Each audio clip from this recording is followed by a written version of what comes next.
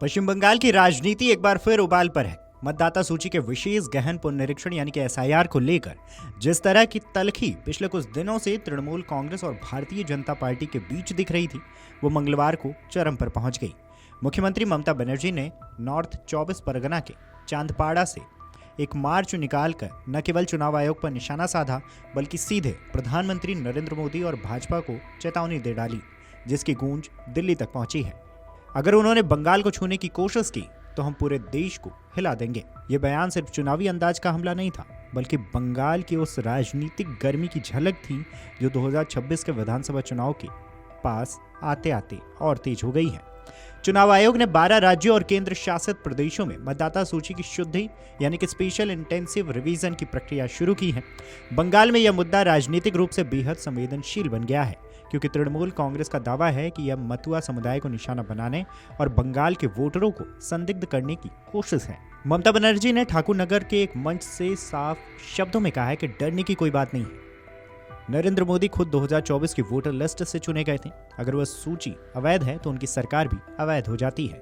उनका आरोप था कि भाजपा धर्म का कार्ड खेल रही है, नागरिकता को हथियार बना रही है और सीएए के नाम पर मतुआ समुदाय को फिर से गुमराह करने की कोशिश कर रही है। ममता ने कहा है कि एसआईआर के बहाने राज्य सरकार और मतुआ समुदाय पर संदेह पैदा करने की कोशिश की जा रही है। उन्होंने कहा है कि आपसे लिखवाया जाएगा कि आप मतुआ हैं, फिर उसे तोड़ मरोड़ कर पेश किया जाएगा कि आप बांग्लादेश से आए हैं।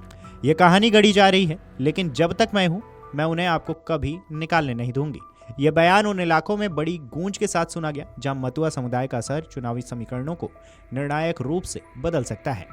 बता दें कि चुनाव आयोग ने पश्चिम बंगाल समेत देश के 12 राज्यों और केंद्र शासित प्रदेशों में मतदाता सूची की शुद्धता के लिए एसआईआर शुरू की है। पश्चिम बंगाल में अगले साल विधानसभा चुनाव होने हैं, लेकिन एसआईआर को लेकर राज्य की सत्ताधारी दल तृणमूल कांग्रेस और मुख्य विपक्षी दल भाजपा में आरोप प्रत्यारोप का दौर चरम पर है। निर्वाचन आयोग ने 27 अक्टूबर को 12 राज्यों और केंद्र शासित प्रदेशों में मतदाता सूचियों की शुद्धि का अभ्यास शुरू करने का ऐलान किया था। आयोग ने इसे एसआईआर का फेज 2 बताया था। बता दें कि एसआईआर का दूसरा चरण 4 नवंबर को शुरू हुआ और 4 दिसंबर तक चलेगा। एसआईआर की प्रक्रिया पूरी होने के बाद अंतिम मतदाता सूची 7 फरवरी 2026 को प्रकाशित की जाएगी। एसआईआर का दूसरा चरण अंडमान और निकोबार द्वीप समूह, छत्तीसगढ़, गोवा, गुजरात, केरल, लक्षद्वीप, मध्य प्रदेश, पुडुचेरी, राजस्थान, तमिलनाडु, उत्तर प्रदेश और पश्चिम बंगाल में कराया जा रहा है। खैर, आपको बता दें कि मंगलवार सुबह ममता बनर्जी ने नॉर्थ 24 परगना के चांदपाड़ा से ठाकुर नगर तक लगभग 3 किलोमीटर का जुलूस निकाला।